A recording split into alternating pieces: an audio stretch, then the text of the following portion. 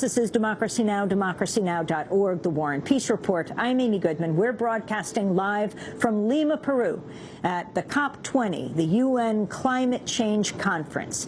Yes, it's known as the COP20, the 20th annual conference of the parties to the 1992 United Nations Framework Convention on Climate Change, or UNFCCC. The summit is being held at the Peruvian Army headquarters known as El Pentagonito. It's a site with a dark history. It was built in 1975 by the dictator Juan Velasco Alvarado. The army under President Alberto Fujimori later used the base to torture and interrogate political prisoners, including members of the Shining Path. This week, the base is being used to host representatives from over 190 nations attending the climate change conference. Secretary of State John Kerry is expected to arrive here on Thursday. The last time a U.S. Secretary of State attended the summit was Hillary Clinton in 2009 in Copenhagen. On Monday, the People's Summit on Climate Change kicked off in Lima in a city park miles from the well-fortified UN talks. Meanwhile, inside the talks, a number of actions took place. On Monday afternoon, activists gathered to protest the oil giant Shell. A representative from the company, David Hone, Shell's climate change advisor, spoke at a panel inside the United Nations conference. Democracy Now!'s Mike Burke was there when scores of summit delegates attempted to walk into the Shell event. In a moment, you'll hear one of the protest organizers, Pascal Sabido of the Corporate Europe Observatory, with me right here. But first, Godwin Uyi-Ojo. He's Executive Director of Environmental Rights Action, Friends of the Earth, Nigeria. Since 1956, when Shell came to Nigeria's Niger Delta, the Niger Delta have known no rest. It has been conflict, violence, human rights violations, killings, and series of deaths. You all are aware of the situation of the Kensarowiwa. Shell has polluted our rivers. Shell has taken our land. Shell has destroyed our livelihood. We say it is time that the world stand up against Shell, that they cannot continue in their violence against people, in their violence against communities. Shell has no place in Nigeria. Shell has no place in these negotiations. Right next door, we've got Shell sponsoring an event on our energy future. So we're now going to calmly, very peacefully, go over to their side event and ask them why they're in here and try and walk through with them. So if you'll please follow us in a calm way, we're now going to go to the side event of Shell and see if we can interact.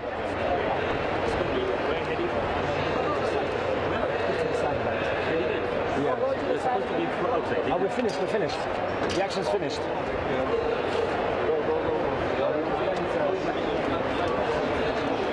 now at the entrance of the International Missions Trading Association Pavilion, where they're trying to present themselves as part of a climate solution. In fact, the event they're about to hold is with Shell, one of the biggest polluters in the world. The World Coal Association is trying to promote coal as a solution to climate change, and the Global Carbon Capture and Storage Institute. This event is also sponsored by Chevron. And these are not players we want to see in our climate solutions and our climate policy. So we're here to ask them to be politely please leave, and we don't want to see fossil fuels anywhere near these talks. Can you talk about some of the people that are taking part in this action? So this is people from the Niger Delta, from the tar sands in Canada, people being affected in Peru, in Colombia. So people from all around the world, whether you're north or south, have solidarity in standing against these destructive corporations and the impacts they're having. They're not in the interest of any of us, so why should they be here?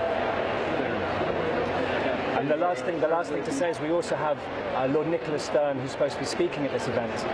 He's a well-known climate economist and respected, producing the Stern Review in 2006.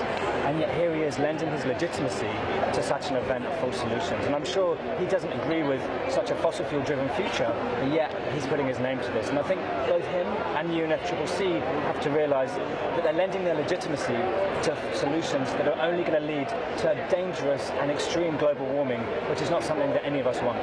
My name is Godwin Ojo, Environmental Rights Action, Friends of the Earth, Nigeria. We are here to condemn the activities of Shell in COP20. Shell is promoting dirty energy as part of the energy future of the world. The people you see here gathered, civil society groups, they say no. It is time for energy transformation of the world from dirty energy, from nuclear, from coal, from oil, to that of renewable energy, in line with the African position of renewable energy feed-in tariffs. This is why we are here. Share, in addition, has caused monumental havoc in the Niger Delta. They have destroyed our rivers, they have destroyed our livelihood, they have destroyed all that the people depend on. So they make profit without concern for local people. So it is time they are no longer part of the economy of Nigeria, they are no longer part of the energy future of the world. So this is why we are pushing for renewable energy, and to say Shell has no part in COP20 or any Earth Summit whatsoever.